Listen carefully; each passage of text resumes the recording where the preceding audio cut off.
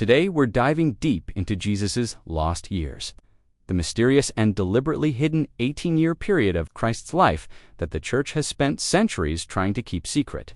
This isn't just another Bible story, this is one of history's greatest cover-ups, and the evidence has been hiding in plain sight across 3 continents. Before we begin, let me know in the comments where you're watching from. I love connecting with our global community of truth seekers here at Sigil Sanctum. Whether you're watching from America, Europe, Asia, or anywhere else, this story affects every corner of our world.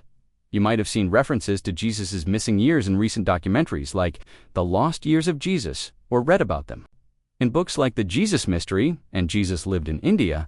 But this gap in the biblical record is far more significant and intentional than most people realize. We're talking about the complete biblical silence from when Jesus was 12 years old until he suddenly appears at age 30 to begin his ministry.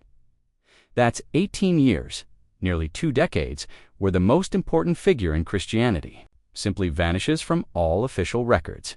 Think about that for a moment. We have detailed records of Roman emperors, Greek philosophers, and Jewish rabbis from this exact time period. We know what they ate, who they married, where they traveled. But Jesus Christ, the man who would change the world forever, has absolutely no documented history during the most formative years of his adult life. This isn't an accident, it's a deliberate erasure. Here's what makes this even more shocking. Ancient texts from India, Tibet, and other Eastern countries actually do mention a young man matching Jesus' description during these exact years. The Russian explorer Nicholas Notovich found manuscripts in a Tibetan monastery in 1887 that speak of Saint Issa, a name remarkably similar to Yeshua, the Hebrew name for Jesus. These texts describe a young Jewish teacher who traveled the Silk Road and studied with Buddhist monks and Hindu masters. But that's just the beginning. In 1894, Swami Abhedananda, a direct disciple of the famous mystic Ramakrishna, traveled to the same monastery and confirmed Notovich's discovery. Then, in 1922, another Russian explorer, Nicholas Roerich, found similar manuscripts in multiple monasteries across Tibet and Ladakh. We're not talking about one questionable source. We're talking about independent confirmations spanning decades. What did Jesus really learn during these missing years? Why do the 4 Gospels completely skip over nearly 2 decades of his life? What ancient texts reveal the truth that church authorities have worked so hard to suppress? And most importantly, how would Christianity change if people knew their Savior was actually trained by Eastern masters? The answers might completely change how you see not just Christianity, but the entire spiritual landscape of our world. To understand why these lost years matter so much, we need to look at what actually happened to the historical record and why the Church made the deliberate choice to erase nearly 2 decades of their Savior's life. This isn't just about missing information, this is about the systematic suppression of evidence that would fundamentally challenge everything mainstream Christianity teaches. Let's start with what we officially know. The Gospel of Luke gives us exactly one single story about 12-year-old Jesus amazing the temple teachers with his wisdom in Jerusalem during Passover. His parents find him after 3 days of searching, and his mother asks why he worried them. Jesus responds, "Did you not know that I must be about my Father's business?" Then, complete silence. The very next verse jumps 18 years into the future, saying simply that Jesus increased in wisdom and stature. That's it. No details, no stories, no explanation of how exactly he increased in wisdom. This isn't just unusual. It's historically impossible for someone who would become the most documented figure in human history. We have more historical records about minor Roman governors from this period than we do about Jesus during his most formative years. Think about it. We know that Pontius Pilate built an aqueduct. We know that Herod Antipas divorced his wife too, Mary his brother's wife. We even know the names of tax collectors and merchants from this time. But Jesus Christ, complete silence. The earliest Christian writings tell a very different story, and this is where the cover-up becomes obvious. The Gnostic Gospels, discovered in clay jars near Nag Hammadi, Egypt in 1945, had been hidden for over 1,600 years. These texts were buried deliberately around 367 AD, when Bishop Athanasius ordered all heretical books to be destroyed. Someone, probably monks, who knew these texts contained truth, risked their lives to hide them in the desert. The Gospel of Thomas, the Gospel of Philip, the Gospel of Mary Magdalene, and dozens of other suppressed texts suggest Jesus underwent extensive spiritual training that the later church found threatening to their authority. The Gospel of Thomas, for example, contains 114 sayings of Jesus that sound remarkably similar to Buddhist and Hindu teachings. Jesus speaks about finding the kingdom within, about transcending the material world, and about achieving enlightenment through self-knowledge. These aren't typical Jewish concepts, they're Eastern spiritual principles. But here's where the evidence becomes overwhelming. In 1887, a Russian doctor and explorer named Nicholas Notovich was traveling through Kashmir when he broke his leg in an accident. While recovering at the Essenes monastery near Lviv, the head lama told him about ancient manuscripts that spoke of a young Jewish saint who had lived in India centuries earlier. The monks showed Notovich texts written in Tibetan that told the story of Saint Isa, a name that's phonetically identical to Yeshua, the Hebrew name for Jesus. According to these manuscripts, Isa arrived in India at age 14, just 2 years after his appearance in the Jerusalem temple. The texts describe how he studied with Hindu priests in the holy city of Jagannath, learned Sanskrit, and mastered the ancient scriptures called the Vedas. They say he spent 6 years in Jagannath and other sacred cities, then traveled north to Nepal and Tibet, where he studied Buddhist philosophy and meditation techniques for another 6 years. The Tibetan manuscripts are incredibly detailed. They describe how Isa challenged the Hindu caste system, teaching that all people were equal in God's eyes, exactly what Jesus would later teach in Palestine. They say he performed miraculous healings and could read people's thoughts. Most importantly, they describe his teaching methods. He spoke in parables, used metaphors from daily life, and emphasized love and compassion above religious rules. Sound familiar? If you're fascinated by hidden history like this, make sure to subscribe for more forbidden knowledge. Now, skeptics tried to dismiss Notovich's discovery as fraud, but the evidence kept piling up. In 1894, Swami Apitananda, a direct disciple of the famous mystic Ramakrishna, made his own journey to the Essenes monastery specifically to verify Notovich's claims. Not only did he confirm the existence of the manuscripts, but he also found additional texts in other monasteries that told the same story. Apitananda was a respected scholar who had no reason to lie. He was actually skeptical of Notovich's claims when he began his investigation. Then, in 1922, the Russian explorer and artist Nicholas Roerich found similar manuscripts in multiple monasteries across Tibet, Ladakh, and Mongolia during his Central Asian expedition. Roerich wasn't looking for Jesus stories, he was studying Asian art and culture for the American Museum of Natural History. But everywhere he went, monks told him about the ancient texts describing Isa, the great teacher from the West. The consistency is remarkable. Independent sources, separated by decades and thousands of miles, all describing the same young Jewish teacher who arrived in India in the 1st century, studied Eastern wisdom, and then returned to his homeland to begin a revolutionary ministry. These weren't Christians trying to prove a point, they were Buddhist and Hindu monks, preserving their own historical records. But here's what makes this evidence even more compelling. The timeline fits perfectly. Jesus disappears from the biblical record at age 12 and reappears at 30. The Eastern texts describe Isa's journey lasting exactly 18 years. He arrives in India at 14 and leaves at 32, allowing time for his return journey to Palestine. The math adds up precisely. The implications are staggering. If Jesus really did travel to India, Tibet, and possibly Egypt during his lost years, it means his teachings weren't just divine revelation, they were a carefully crafted synthesis of Eastern and Western spiritual wisdom. Suddenly, the Sermon on the Mount makes perfect sense when you realize Jesus might have studied Buddhist teachings about compassion, nonviolence, and loving your enemies. His parables about the kingdom of heaven align perfectly with Hindu concepts of finding the divine within yourself. Consider Jesus' teaching about turning the other cheek. This isn't a traditional Jewish concept, but it's central to Buddhist philosophy.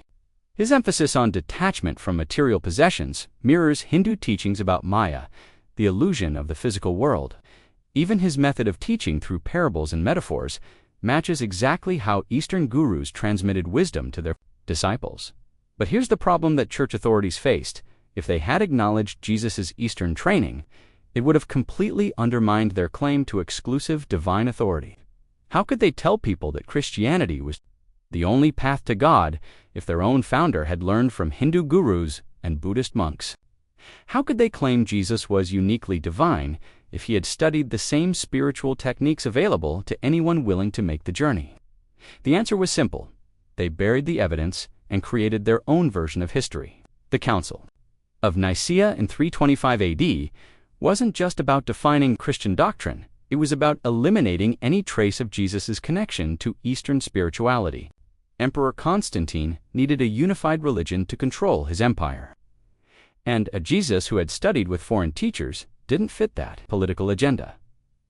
Now, let's follow the actual route that Jesus likely took during his 18-year journey, because the geographical evidence is just as compelling as the manuscript evidence. This wasn't just a casual trip. This was a carefully planned spiritual pilgrimage. Along the most important trade and knowledge routes of the ancient world, the journey would have begun when Jesus was around 14 years old, probably around 08 AD. At this time, the Silk Road was at its peak, connecting the Roman Empire with India, China, and Central Asia. Caravans regularly carried not just silk and spices, but also ideas, philosophies, and spiritual teachers. A young Jewish man seeking wisdom would have found it relatively easy to join one of these trading expeditions. The most likely route would have taken Jesus north from Palestine through Syria, then east through Mesopotamia to Persia. This wasn't just any route. It was the royal road, the same path that Alexander the Great had taken centuries earlier.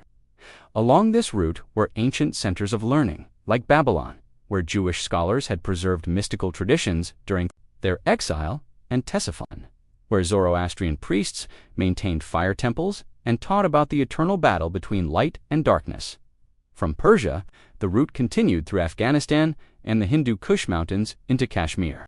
This region, now split between India and Pakistan, was then a major center of Buddhist learning. The Tibetan manuscripts specifically mention that Isa entered India through the Valley of Kashmir, staying first in the city of Srinagar. Archaeological evidence shows that Srinagar had a thriving Buddhist community in the 1st century, with multiple monasteries and libraries where foreign students regularly came to study. But the real destination was further south, the holy city of Jagannath, now called Puri, on the eastern coast of India. This wasn't just any religious center. Jagannath was one of the most important pilgrimage sites in Hinduism, home to massive temples and thousands of priests who preserved the most ancient spiritual knowledge of India. The city's name literally means Lord of the Universe, and it attracted seekers from across Asia. The Tibetan texts describe how Isa spent 6 years in Jagannath and the surrounding region of Orissa, studying with Hindu priests who taught him Sanskrit, the sacred language of the Vedas. Learning Sanskrit wasn't just about language. It was about accessing thousands of years of spiritual wisdom that had been passed down through an unbroken chain of teachers.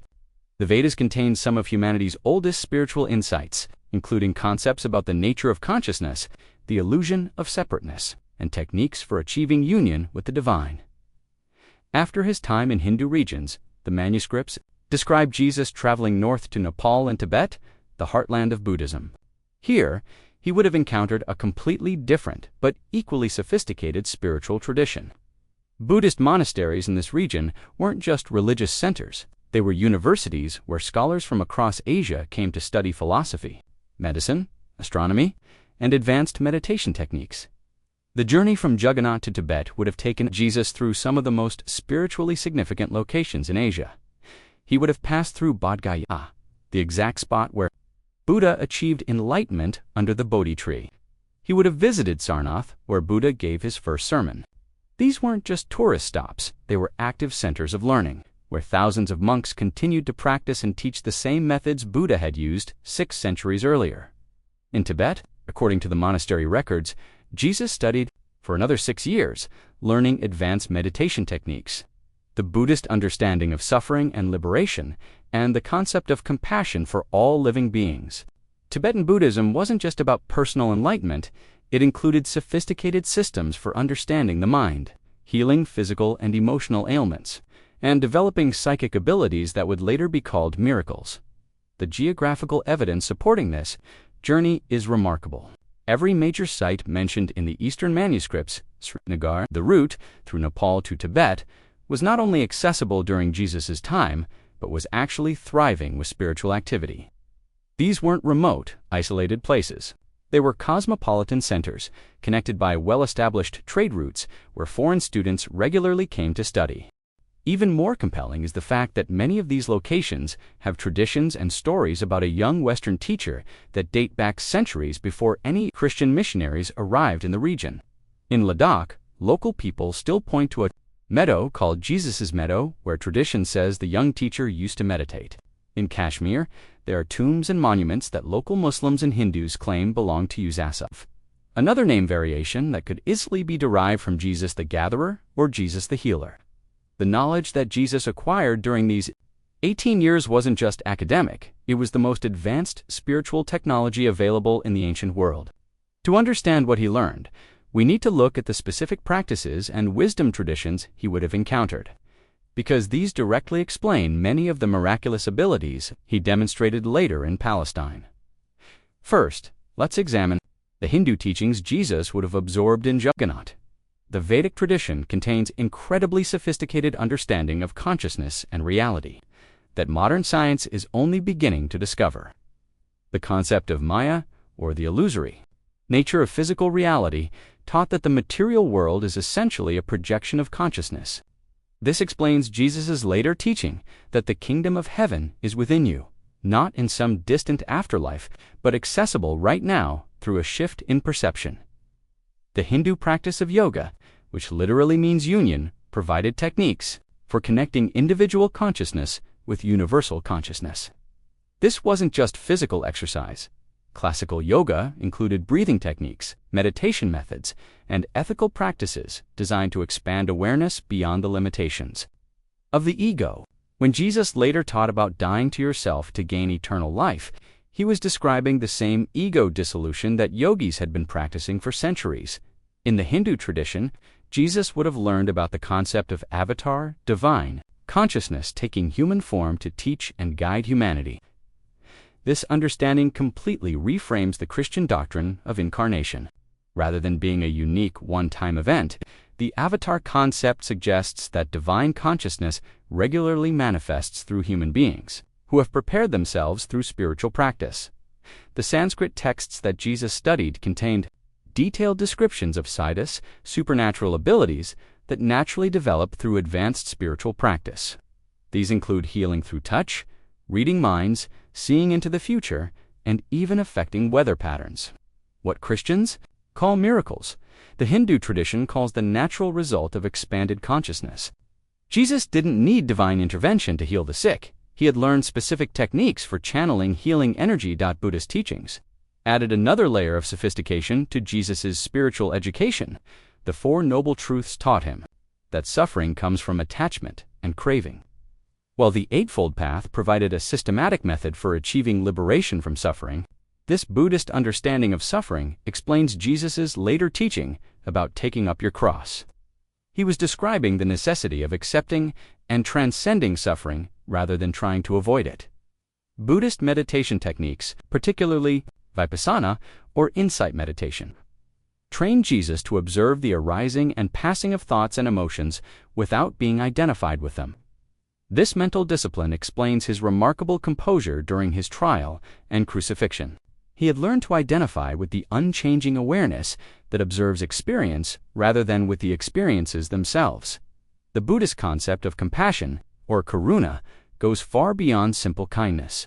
It's the recognition that all beings are interconnected and that causing harm to others is ultimately self-destructive. This understanding underlies Jesus' teaching to love your enemies, not as a moral commandment, but as recognition of the fundamental unity of all consciousness. Tibetan Buddhism would have introduced Jesus to even more advanced practices. Tibetan monks had developed sophisticated techniques for dream yoga, maintaining conscious awareness during sleep and using dreams for spiritual development. They practiced faoa, the conscious transfer of consciousness at death, and tummo, the generation of inner heat through breath and visualization. These practices explain some of Jesus's more mysterious abilities, like his transfiguration on the mountain when his body appeared to glow with light. The Tibetan tradition also included extensive knowledge of herbal medicine and energy healing. Tibetan doctors could diagnose illness by reading the pulse and prescribe treatments using meditation, herbs, and energy manipulation. This medical knowledge would have been invaluable for Jesus's later healing ministry. Perhaps most importantly, Jesus would have learned the Eastern understanding of teaching methods. Both Hindu gurus and Buddhist masters used parables, metaphors, and stories to convey spiritual truths rather than abstract philosophy. They understood that spiritual realization comes through direct experience, not intellectual understanding. This explains Jesus's teaching style perfectly. He rarely gave direct answers, but instead told stories that each listener could understand according to their level of development. The synthesis of these traditions created something entirely new.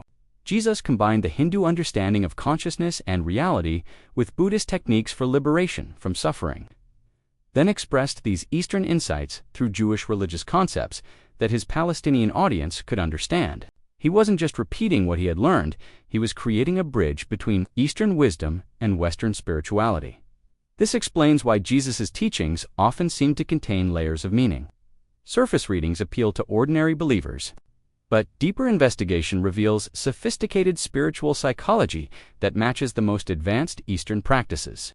Jesus wasn't dumbing down Eastern wisdom, he was making it accessible to people who had never heard of yoga or meditation. The abilities that Jesus demonstrated weren't supernatural violations of natural law, they were the natural result of 18 years of intensive spiritual training with the world's most accomplished masters. He had learned to access states of consciousness that most people never experience. And these expanded states came with expanded capabilities. Beyond the historical evidence and geographical details, the lost years represent something much deeper, about the nature of spiritual development and the journey every seeker must take to find truth. Understanding this symbolic dimension helps explain why the Church was so threatened by these missing years and why they continue to suppress this information today. The 18-year gap in Jesus' life perfectly matches the classic pattern of the hero's journey that appears in spiritual traditions worldwide.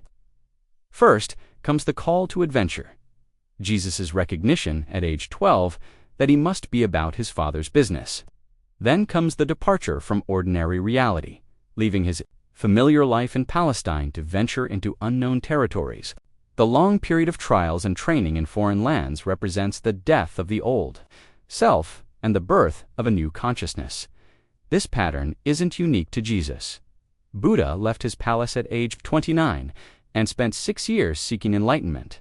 Before his awakening under the Bodhi tree, Moses fled Egypt and spent 40 years in the wilderness before receiving his mission to liberate his people. Muhammad retreated to caves for meditation and contemplation before receiving his revelations.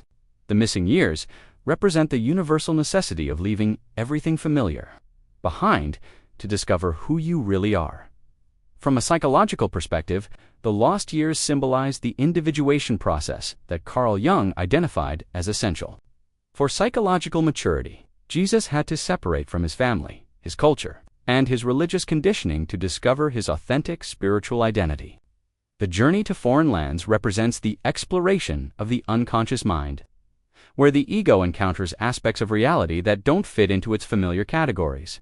The Eastern teachings that Jesus encountered represent the integration of what Jung called the shadow, those aspects of truth that conventional religion rejects or suppresses. Christianity's emphasis on light, goodness, and salvation had to be balanced with Eastern understanding of darkness, suffering, and the illusion of separateness. Jesus couldn't become a complete spiritual teacher without integrating both sides. Of human experience, the suppression of the lost years reveals the Church's fear of this individuation process. Institutional religion depends on keeping people spiritually dependent, looking outside themselves for salvation and truth. If Jesus found enlightenment through his own spiritual seeking rather than special divine favor, it suggests that everyone has the same potential for spiritual awakening. This threatens the Church's role as the exclusive mediator between humanity and God. The geographical symbolism is equally important. Jesus' journey from west to east represents the movement from external materialistic consciousness toward internal spiritual awareness. The West has always symbolized the outer world of action, achievement, and social identity, while the East represents the inner world of meditation, wisdom, and spiritual realization. Jesus had to literally travel to the East to discover the kingdom of heaven within.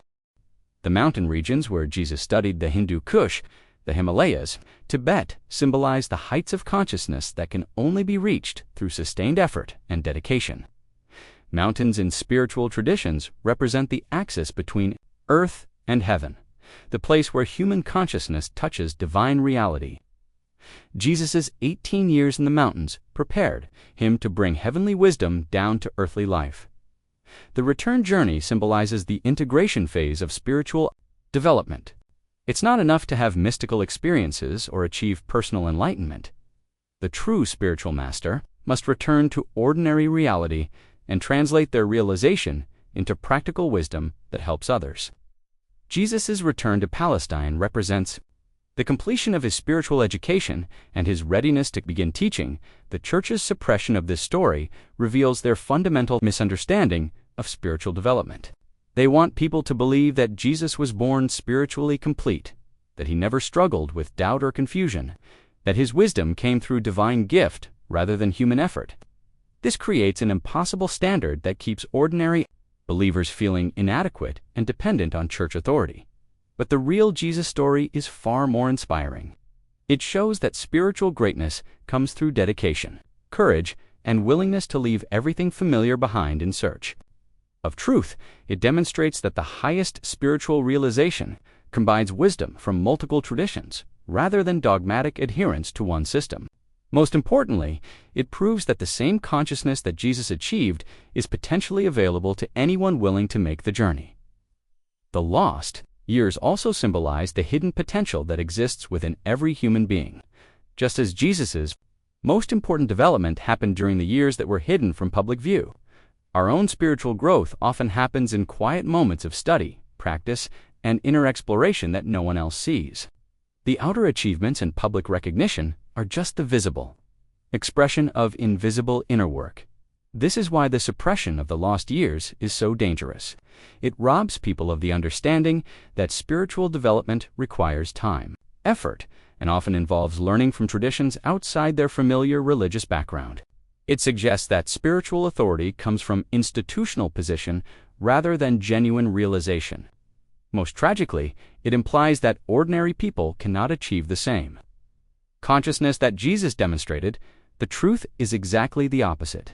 The lost years prove that Jesus achieved his remarkable consciousness through the same methods available to any sincere seeker: study with authentic teachers, practice of time-tested techniques, and willingness to question conventional beliefs. His 18-year journey is not just historical fact, it's a roadmap for anyone serious about spiritual awakening.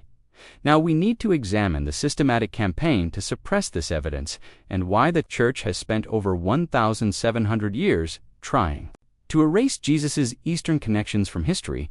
This isn't just ancient history. This cover-up continues today. And understanding it reveals how religious institutions manipulate truth to maintain power and control. The suppression began almost immediately after Jesus' death. The earliest Christian communities actually knew about his Eastern training. It was common knowledge among his direct disciples and the first generation of followers. The Gnostic Gospels, written by people who had direct access to Jesus' teachings, contain numerous references to Eastern spiritual concepts that make no sense without understanding his Asian education. The Gospel of Thomas, discovered in 1945 but written around 50 to 60 AD, contains 114 sayings of Jesus that sound like they came straight from a Hindu or Buddhist text. Jesus talks about finding the kingdom within, about the need to know yourself, and about transcending the dualistic thinking that separates good from evil. Saying 77 reads, "I am the light that is above them all.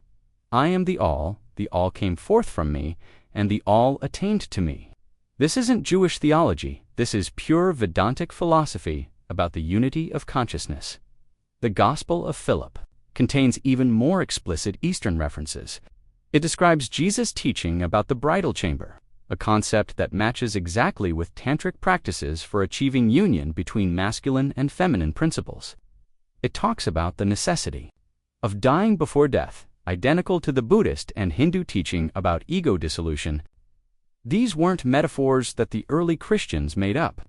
They were direct transmissions of the Eastern teachings Jesus had learned during his missing years. But by the 2nd century, church leaders began to see these Eastern connections as a problem. They were trying to establish Christianity as distinct from other religions. And a Jesus who had studied with Hindu gurus and Buddhist monks complicated their message. More importantly, they were competing with other mystery schools and spiritual traditions that offered direct mystical experiences. If people knew that Jesus' teachings came from the same sources available to anyone willing to study Eastern wisdom, why would they need the church as intermediary? The real turning point came in 325 AD with the Council of Nicaea, convened by Emperor Constantine. This wasn't a spiritual gathering, it was a political strategy session designed to create a unified religion that could control the Roman Empire. Constantine didn't care about theological truth. He needed a version of Christianity that would support imperial authority and discourage independent spiritual seeking. The council made several crucial decisions that eliminated Jesus' Eastern connections. First, they declared Jesus to be uniquely divine, not just enlightened like Buddha or Krishna, but literally God incarnate. This made it impossible to suggest that Jesus had learned from other teachers because gods don't need education. Second, they established the doctrine of the Trinity, which created a Christian theology completely separate from Eastern non-dualistic teachings. Third, they canonized only 4 Gospels out of dozens available, specifically choosing texts that contained no references to Jesus' Eastern training. But the most devastating decision was the declaration that Jesus was born perfect and never changed or developed spiritually. This directly contradicted the Gnostic accounts of Jesus' spiritual journey and made the missing years not just irrelevant, but theologically impossible. If Jesus was already perfect, why would he need 18 years of spiritual training? The suppression became systematic under Emperor Theodosius in 380 AD, when Christianity became the official religion of Rome. All competing spiritual texts were ordered destroyed. Libraries were burned, teachers were executed, and anyone possessing heretical writings faced death. The monks who buried the Nag Hammadi texts in 367 AD were literally risking their lives to preserve these early Christian documents. For the next 1,500 years, the cover-up was complete. The Eastern evidence was buried so thoroughly that most Christians never even knew there were missing years in Jesus' life. The biblical gap was simply ignored, and anyone who asked uncomfortable questions was labeled a heretic. Then came the modern discoveries, and the Church faced a crisis. Notovich's findings in 1887 created immediate controversy. The church hierarchy quickly sent scholars to Tibet to discredit his claims, but they couldn't deny the manuscript evidence. Instead, they attacked Notovich personally, calling him a fraud and a sensationalist. When Swami Abhitananda confirmed the discovery in 1894, church authorities simply ignored it, hoping the story would disappear. The discovery of the Dead Sea Scrolls in 1947 and the Nag Hammadi texts in 1945 created an even bigger problem. These weren't manuscripts in distant Tibetan monasteries. They were early Christian documents found in the heart of the biblical world. The church couldn't dismiss them as foreign fabrications, so they adopted a different strategy.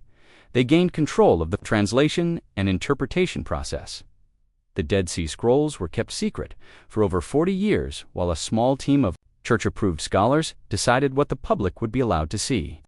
When independent researchers finally gained access in the 1990s, they found numerous references to Eastern spiritual practices among the Jewish communities of Jesus' time. The Essenes, the group that preserved the scrolls, practiced meditation, techniques, vegetarianism, and healing methods that were virtually identical to Indian yogic traditions. The Church's modern suppression strategy is more subtle but equally effective.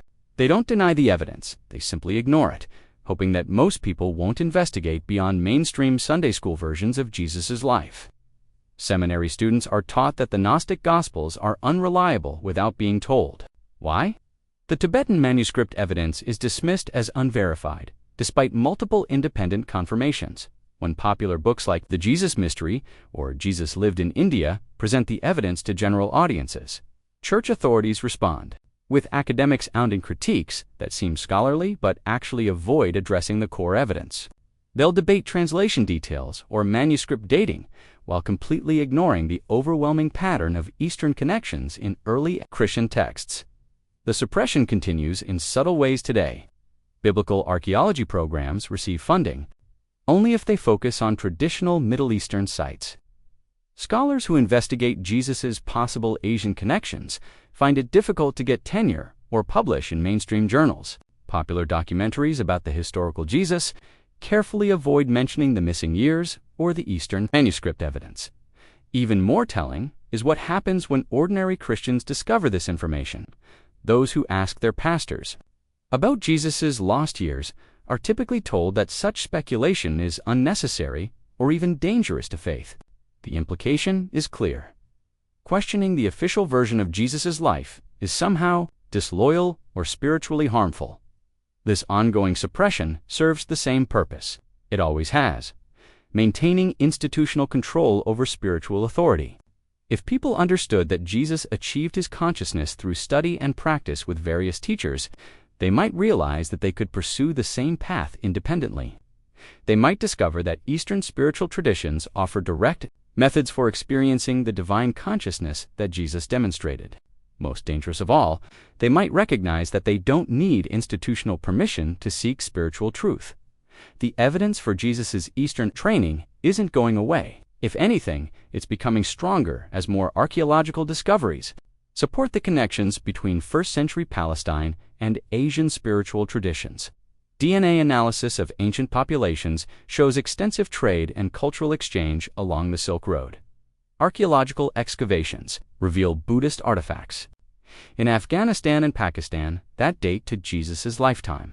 Linguistic analysis finds Sanskrit loanwords in Aramaic texts from the 1st century, but perhaps the most compelling evidence is the consistency of the story across cultures and centuries.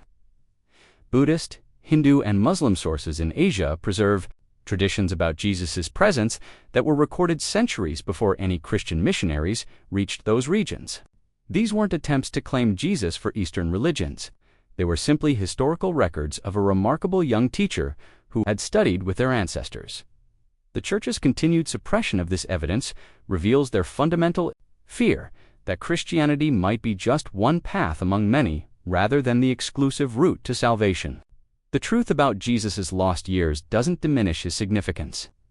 It actually makes his achievement more remarkable and more accessible.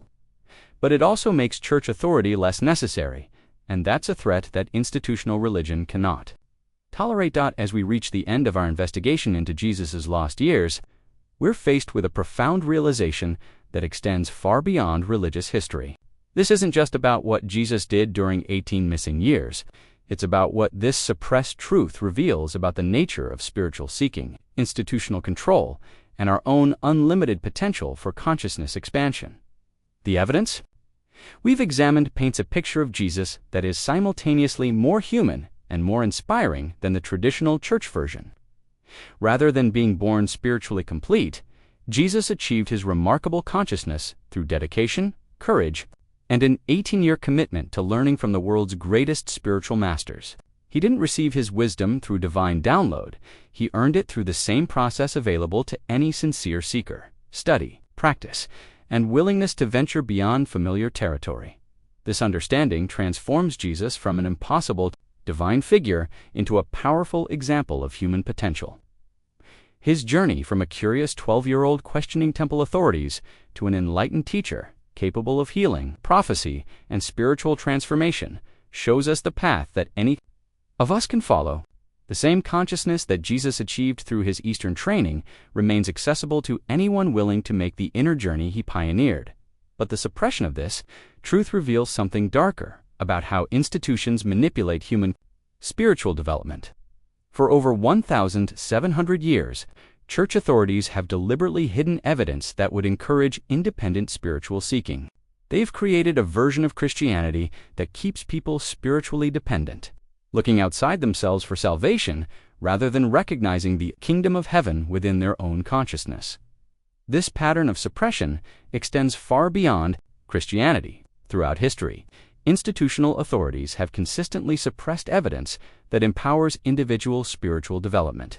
Mystery schools were destroyed, indigenous wisdom traditions were outlawed, and mystical texts were burned, all to maintain the fiction that spiritual truth comes only through official channels.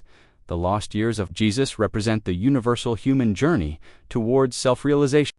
Like Jesus, each of us must eventually leave the familiar territory of conventional beliefs and venture into unknown realms of consciousness.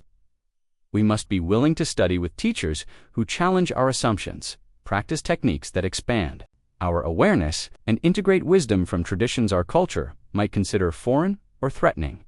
The geographic symbolism of Jesus' journey remains relevant today. We may not need to physically travel from west to east, but we still need to move from external materialistic consciousness toward internal spiritual awareness. We still need to climb the mountains of sustained practice and discipline. We still need to spend time in the wilderness of uncertainty and questioning before we can return with authentic wisdom to share. The Church's fear of Jesus' Eastern connections reveals their deeper fear of human empowerment. If people understood that the same consciousness Jesus achieved is their own true nature, they might stop looking for salvation outside themselves. They might recognize that every spiritual tradition, from Christianity to Buddhism to Hinduism, is pointing toward the same fundamental truth. The divine consciousness that created the universe is the same consciousness looking out through your eyes right now. This recognition doesn't diminish reverence for Jesus, it actually increases it. A Jesus who achieved enlightenment through human effort and dedication is far more inspiring than a Jesus who was born spiritually complete. His 18-year journey becomes a roadmap rather than an impossible standard. His teachings become practical instructions rather than theoretical philosophy. The suppression of Jesus' lost years is ultimately about the suppression of human potential itself. Institutional authorities throughout history have profited from keeping people small, dependent, and convinced that spiritual greatness is reserved for special individuals blessed by divine favor. The truth about Jesus' missing years shatters this illusion and reveals that the same potential for awakening exists within every human being.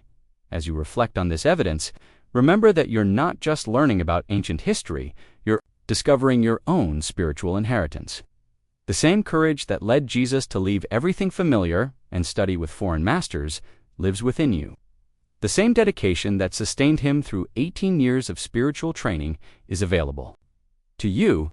The same consciousness that he achieved through his Eastern education is your own deepest nature, waiting to be uncovered through sincere seeking.